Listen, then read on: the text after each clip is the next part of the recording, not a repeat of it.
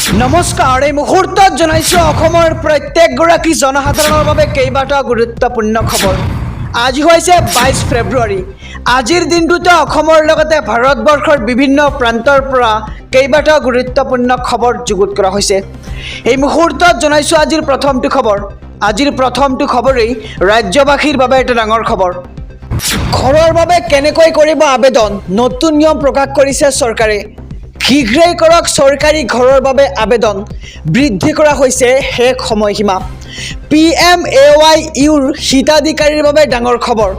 কেনেকৈ কৰিব আপুনি আবেদন? PMAYৰ পৰ্টেলত গৈ অনলাইন আবেদন কৰিব পাৰিব। আৰু আবেদন কৰিবলৈ কি কি নথিপত্ৰৰ প্ৰয়োজন হ'ব? আবেদনকাৰীৰ আধাৰ কাৰ্ড, পান কাৰ্ড, বেংকৰ পাছবুক, সবিশেষ জনাইছোঁ। আয়ৰ প্ৰমাণপত্ৰ, জাতিগত প্ৰমাণপত্ৰ, ৰেচন কাৰ্ড আৰু মধ্যবিত্ত শ্ৰেণীৰ লোকেও পাব এই আঁচনিৰ সুবিধা।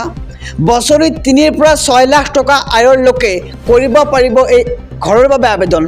আৰু আবেদন কৰিবলৈ প্ৰয়োজন হ'ব ৰেচন কাৰ্ডৰ। আধাৰ কাৰ্ড নথকা ব্যক্তিয়ে কৰিব নোৱাৰিব এই আবেদন। আৰু বেংকৰ পাছবুক, পান কাৰ্ড, আয়ৰ প্ৰমাণপত্ৰ থাকিব লাগিব, জাতিগত প্ৰমাণপত্ৰ আৰু এখন ৰঙীন ফটো লাগিব আপোনাৰ। আৰু আবেদনকাৰী ভাৰতীয় নাগৰিক হ'ব লাগিব। আৰু নিজৰ নামত কোনো চৰকাৰী ঘৰ থাকিব নালাগিব। আৰু আৰ্থিকভাৱে দুৰ্বল হ'ব নালাগিব।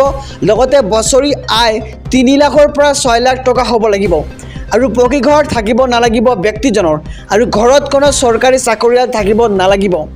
এই মুহূৰ্তত জনাইছোঁ আজিৰ দ্বিতীয় নম্বৰ খবৰটো। মিছন বসুন্ধৰা 3ৰ অধীনত নতুনকৈ কোনসকল লোকে পাব মাটিৰ পট্টা? চাহ বাগিচা, আদিবাসী লোকক দিয়া হ'ব মাটিৰ পট্টা। কোনো প্ৰমাণপত্ৰ নিদিয়াকৈয়ে মাটিৰ পট্টা পাব চাহ বাগিচা আৰু আদিবাসী লোকে। 3টা প্ৰজন্মৰ প্ৰমাণপত্ৰ নিদিয়াকৈ মাটিৰ পট্টা পাব চাহ বাগিচা আৰু আদিবাসী লোকে। গোৰ্খা সম্প্ৰদায়ৰ লোকেও মিছন বসুন্ধৰা 3ৰ অধীনত লাভ কৰিব ভূমি। আৰু 3টা প্ৰজন্মৰ পৰিচয় নিদিয়াকৈ গোৰ্খা সম্প্ৰদায়ৰ লোকক দিয়া হ'ব মাটি। আৰু অনুসূচিত জাতি, জনজাতি লোকসকলেও দিব নালাগে 3টা প্ৰজন্মৰ পৰিচয়।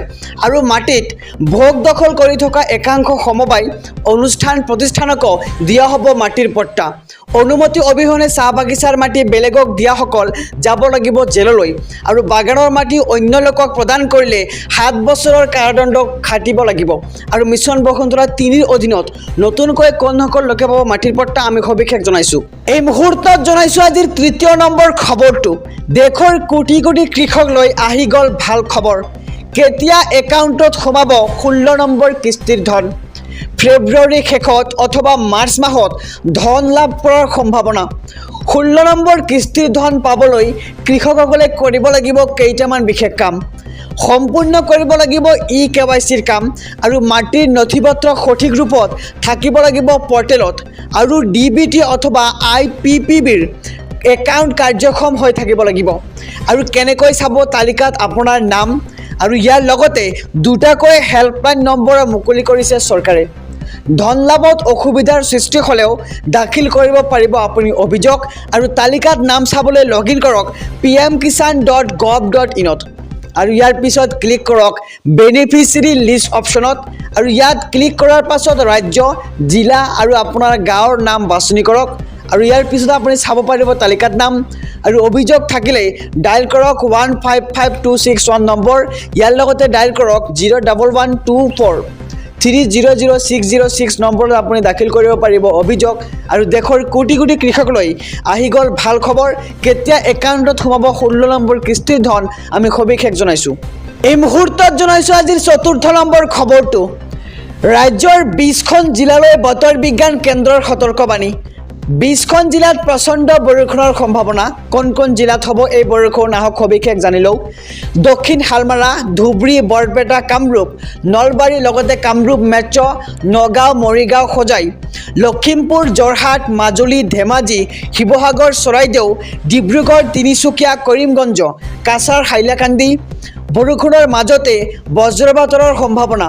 আৰু ইতিমধ্যে ৰাজ্যৰ কেইবাটা প্ৰান্তত আৰম্ভ হৈছে বৰষুণ। ৰাজ্যৰ 20খন জিলালৈ বতৰ বিজ্ঞান কেন্দ্ৰৰ সতৰ্কবাণী। আৰু 20 জিলাত প্ৰচণ্ড বৰষুণ হোৱাৰ সম্ভাৱনা। আৰু কোন কোন জিলাত হ'ব এই বৰষুণ আমি সবিশেষ জনাই গৈছোঁ।